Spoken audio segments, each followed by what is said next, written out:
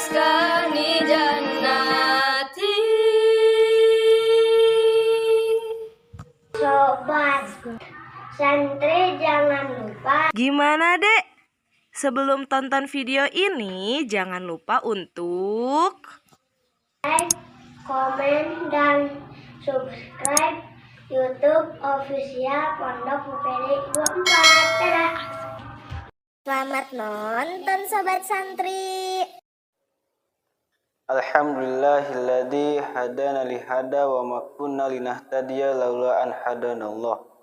Asyhadu an la ilaha illallah wahdahu la syarikalah wa asyhadu anna Muhammadan abduhu wa rasuluh alladzi la nabiyya ba'da amma ba'du. Mengenai berbicara tentang akhlak, pasti setiap manusia juga mempunyai akhlak, entah itu akhlak terpuji ataupun akhlak tercela. Dan adapun sebutan bagi akhlak terpuji adalah akhlakul karimah, akhlak mulia, dan akhlak mahmudah. Begitupun sebaliknya, adapun sebutan dari akhlak yang tercela yaitu akhlak jelek ataupun akhlak mazmumah. Kita sebagai orang yang mempunyai akal, yang mempunyai otak, perkiraan akal pasti bakal bisa membedakan mana yang baik, mana yang salah. Dan yang menjadi pertanyaan bagi kita, kira-kira kita akan milih yang mana? Akankah kita milih akhlak yang terpuji ataupun akhlak yang tercela? Tentu bagi orang yang mempunyai akal pasti akan memilih akhlak yang terpuji dan menjauhi akhlak yang tercela. Begitupun sebaliknya, bagi orang yang tidak mempunyai akal atau otak pasti akan memilih akhlak yang tercela dan meninggalkan akhlak yang terpuji. Kita sebagai umat muslim yang hidup di akhir zaman ini pasti banyak sekali godaan-godaan yang akan menimpa kita, yang akan menggoyahkan akidah kita, akhlak kita. Tetapi kita jangan pernah takut, kita jangan pernah khawatir, karena kita mempunyai sosok orang yang menjadi suri tauladan bagi kita semua, yaitu Nabi Muhammad SAW. Karena beliau diutus oleh Allah Subhanahu wa taala itu untuk menyempurnakan akhlak. Seperti tercantum dalam hadis yang diriwayatkan oleh Imam Al-Bukhari dari Abu Hurairah yang berbunyi, innama bu'istu liutammima makarimal akhlak. Yang artinya, sesungguhnya aku diutus untuk menyempurnakan akhlak. Jika kita teliti dari hadis atau isi hadis ini, kata menyempurnakan akhlak itu sangat luas sekali bahasanya.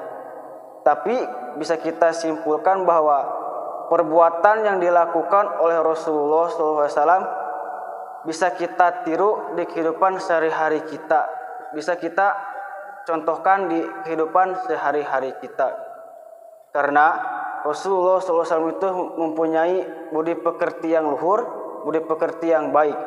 Tertera dalam Quran surat Al-Qalam ayat 4 yang berbunyi, wa innaka la'ala khuluqin adim, yang artinya bahwa sesungguhnya engkau benar-benar mempunyai budi pekerti yang luhur. Begitupun dengan diri kita, kita harus bisa menata diri kita untuk mengerjakan atau mempunyai akhlak yang baik. Contohnya akhlak kepada diri kita sendiri, akhlak kepada orang tua, akhlak kepada Allah, dan akhlak kepada ciptaan semua yang ada di bumi. Mengenai atau berbicara tentang akhlak, saya teringat sebuah kisah dari zaman Rasulullah SAW.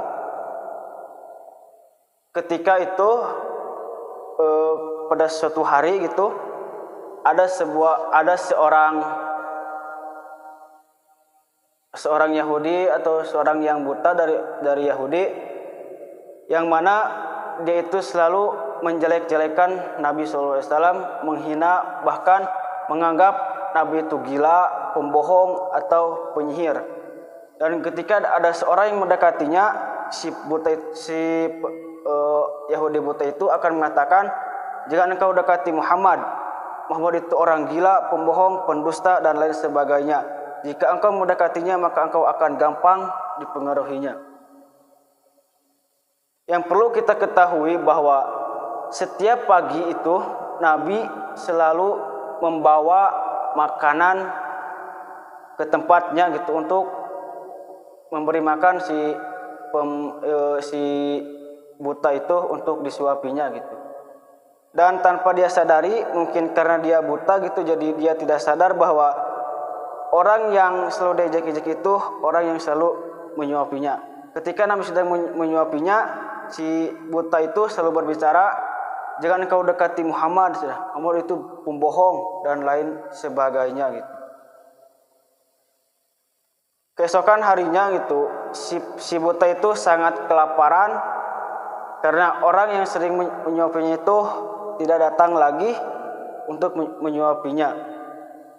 Nah, lalu singkat cerita, keesokan harinya lagi Abu Bakar datang ke rumah anaknya itu Aisyah dan bertanya, "Wahai Aisyah, apakah ada sunnah kekasihku yang belum aku kerjakan?" Lalu Aisyah pun berkata, "Wahai ayahku, engkau adalah ahli sunnah yang tidak mungkin tidak engkau kerjakan. Tetapi ada satu yang belum engkau kerjakan." Lalu Abu Bakar pun berkata, "Apakah itu wahai anakku?" Aisyah pun berkata lagi, "Setiap pagi Nabi selalu membawakan makanan dan menyuapi seorang Yahudi yang buta." Nah, lalu Abu Bakar pun berangkat membawa makanan dan menyuapi si orang Yahudi buta itu. Lalu pas menyuapi, si buta itu pun berkata, "Siapakah kamu?" Lalu Abu Bakar pun menjawab, "Aku adalah orang yang selalu menyuapimu." Lalu si buta itu pun berkata lagi, "Bukan, engkau bukan orang yang selalu menyuapiku." Lalu Abu Bakar si buta itu pun berkata lagi, "Aku tidak akan susah memegang tangan dan tidak akan susah mengunyah seperti ini, karena orang yang selalu menyuapiku itu selalu mengunyah terlebih dahulu oleh dirinya dan lalu disuapi kepada saya." Di sana Abu Bakar tidak bisa menahan air matanya.